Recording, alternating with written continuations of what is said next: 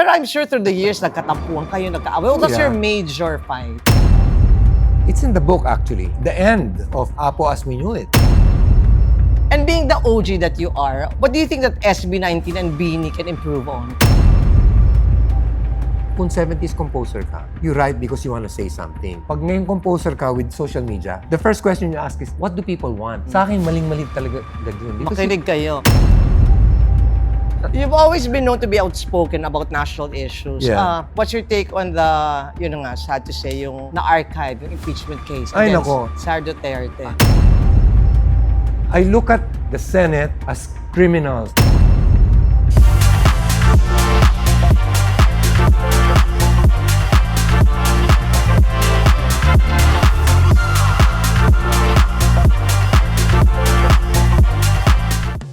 Hello mga kadaldal, kasama natin ngayon isang icon ng OPM, Mr. Jim Paredes, my good friend. Hello! Hello, kadaldal. Oo, diba? Sabi ko nga, OPM for Original Paredes Music. Yun dapat. That's nice. Oo, congrats! Imagine 50 years! My God, what a feat! When people ask me, what's the book like? Sabi ko, it's a history book. History book pa ako sa Rizal, endorsement. Pero there's 200 pictures. There's lots of articles that are really, sabihin mo na talagang very honest. And ang feature namin dito is all the albums are there na may kasamang QR.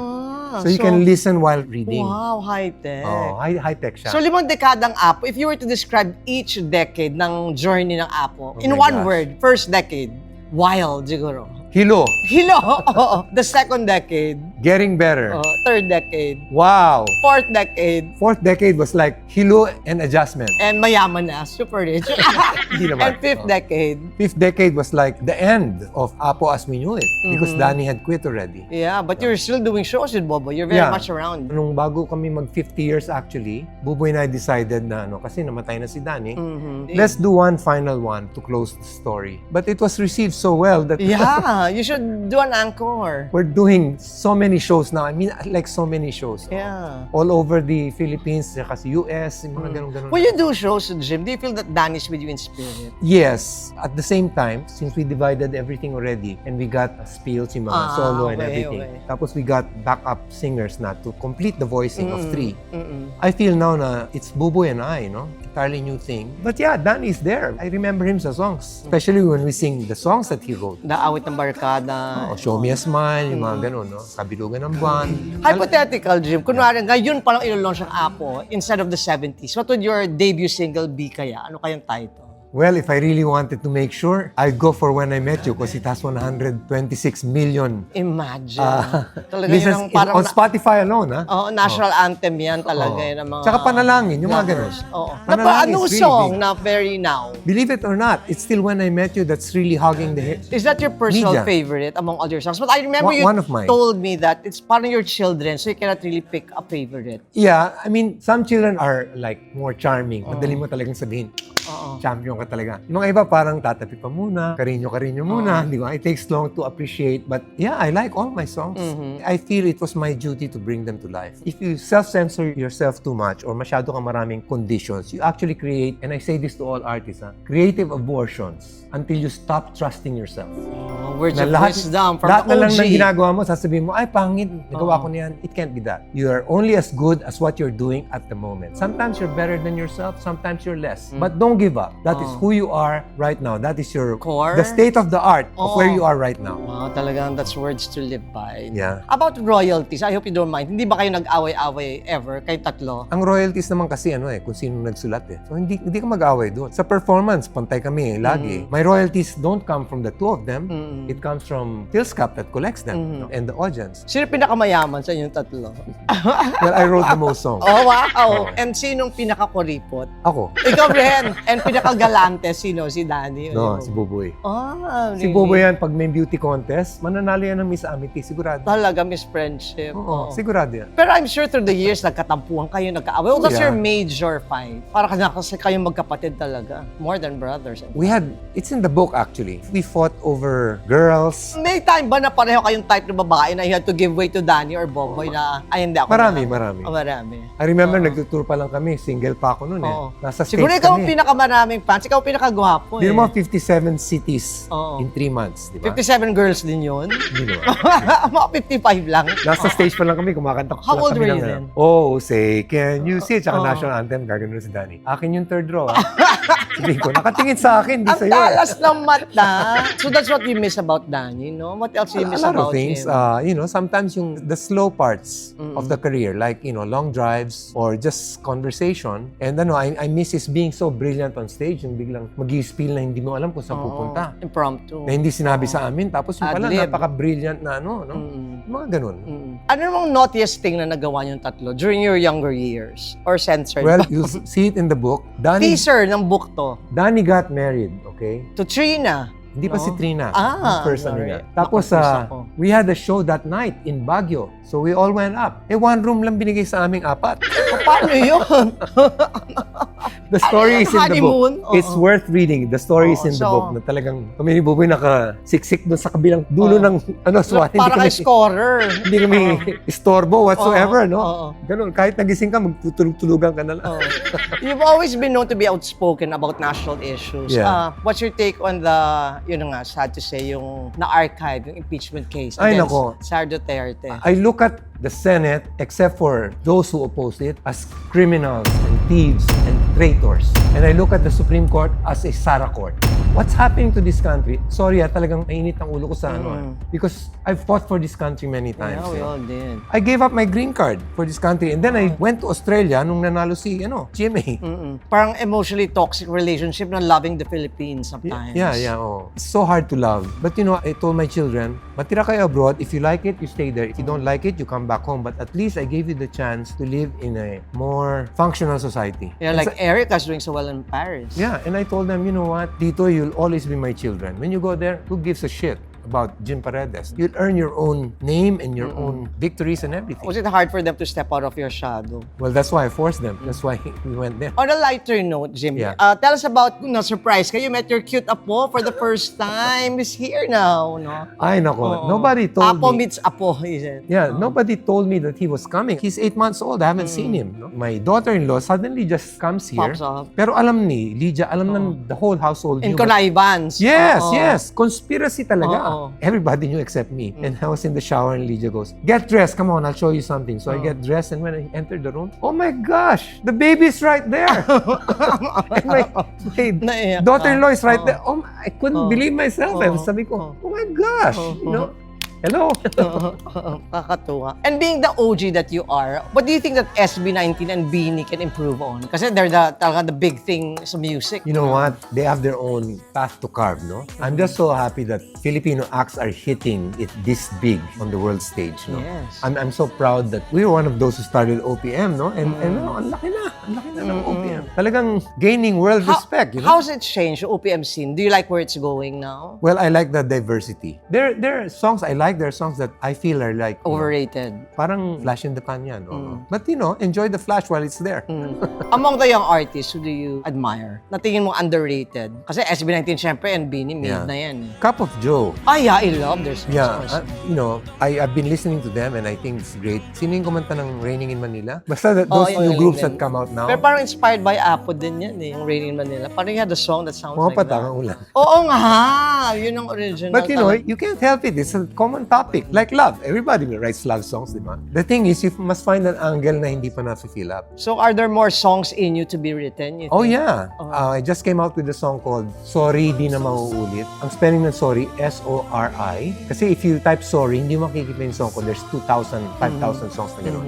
Ito, sorry, S-O-R-I. So that's your latest composition? And the latest of Apo. We just came out with it quietly. We have a lot of songs that will come out this year. Is there something you cannot do? Grabe ang talent mo. It's oozing after 5 decades. How do you keep that fire burning, the creativity, yung hindi talaga na, parang bottomless yung creative juices mo? I'm always curious. If you love something, you're unconditional about it. Ikaw, mahal na mahal mo yung anak mo, di ba? Of course. Kung magkasakit yun, change place ka, di ba? Oo. No question about it. Ganun mo ka-love ang music. So ako, music, sabi ko, well, I had to deal with the fact na, Jim, hindi mo pa namamatch itong song na ginawa mo. You know what? Maybe I won't match it. Maybe I will. Maybe I'll do something different. But you know what? what? An artist does work. If you don't do work, you're just an artist in your mind. A songwriter actually writes songs. Pangit or not, that's not your problem. Kasi ang mahirap ngayon, Jim, they're so pressured by yung kung ilang views, di ba? That's crazy. I don't even... That kills creativity, di ba? Yeah. If you're too At conscious saka about that. kasi rin, kung 70s composer ka, you write because you want to say something. Pag ngayon composer ka with social media, the first question you ask is, what do people want? Sa akin, maling-mali talaga yun. Because Makinig kayo. you will never know what you really wanted to say. You're always a crowd pleaser. Para kang dolphin na binibigyan ng isda. Sige, ikot ka nga. Ikot ka. Diba? Even my students, I tell them that your grades come to me by divine guidance. Don't ask me what your grades are every week. If I'm writing the final grade and I can't remember your name because you're not asking questions, between a B and a C, C ka. Kailangan So sabi talaga may talk to impact. me. Talk to me. Even Make if you your presence disagree. felt. Yeah. So I feel the same way about my songs. Maybe this one's just for me, but at least I'm But who being true. cares? Yeah. Diba? The important thing about being an You're artist living your is truth. live your truth. Singing your truth. Yeah. And you know what? Understand and accept the privilege of being who you are. There's nobody else like you. So therefore, make that your goal. Know me, world. I have something to say. And it's not a repetition of what the Eagles said already or what, di ba? Watch out, world. But that takes years. But be true. Kung ako ang tatanungin, dapat talaga national artist ng Apo. Are you aiming for that? I don't wanna aim for anything. Parang more than qualified. After 5 decades, national artist material. I just hope there's some little barangay somewhere in the Philippines na may statwa ng 3 taong nagigitara. Okay na yun. And artists like to hang around there. Okay na sa akin. I'm sure that will come in due time. I hope. Before we go, invite them to purchase your book. Hey guys, we wrote a history book. I call it a history book because it's a story of 50 years. But not a boring history No, book. not at all. Very colorful. Not at all. There's lots of articles from Buboy and I, no? Like I write about Buboy and Danny. Buboy writes about me. We have writers that we hired to really express our place during the 70s, 80s, 90s, 2000, the whole thing. And we gave our personal history. There's 200 photos. Wow. Even our musicians are featured and what they actually think of us. And they're very honest. It's not like, ayoko maging parang estatwa na parang praise ka na lang ng praise, di ba? I want you guys to know. They humanized you also. Yes. What it takes to last 50 years, what it takes to build a group, what it takes to keep writing, what it takes to be prolific. Parang ganun yan eh. Parang how to be you. Exactly. The OGs. Yeah. And before we go, Jim, sana pagbigyan mo ko, kahit konting line lang ng Ewan, my favorite Apo song. O, mahal ba yun? Mahal kita, hindi to bola. When we say it, dito bola. Umiti ka man lang sana, ako'y nasa langit na. Ako, mahal na to. Mahal kita, mahal na to, dito bola. Sumagot ka naman, wag lang. Ewan. Wala ako sa tono. Thank you, Jim. Thank you, mga kadaldal. Till next time. Ciao. Thank you.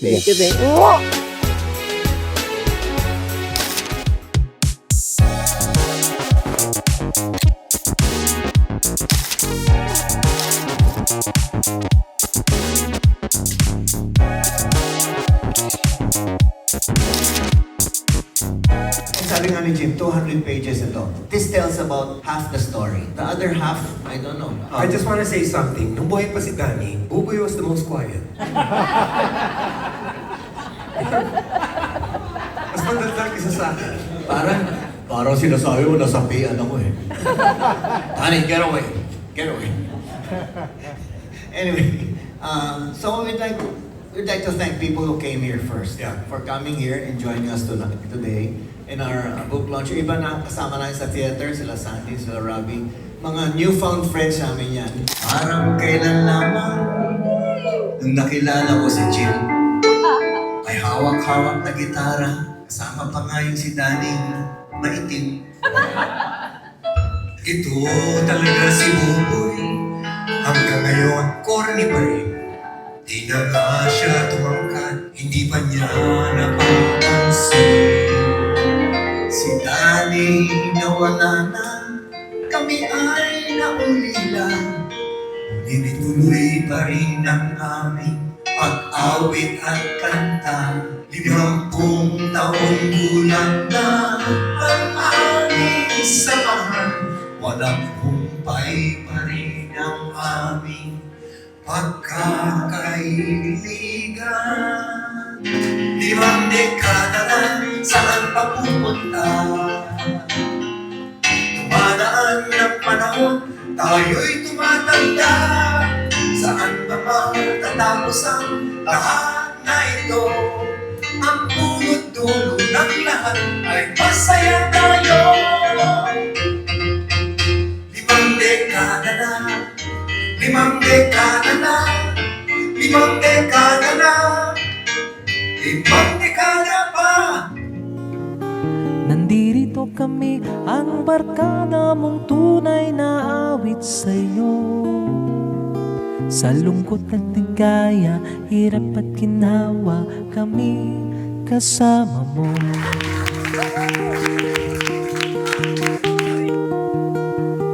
Kasama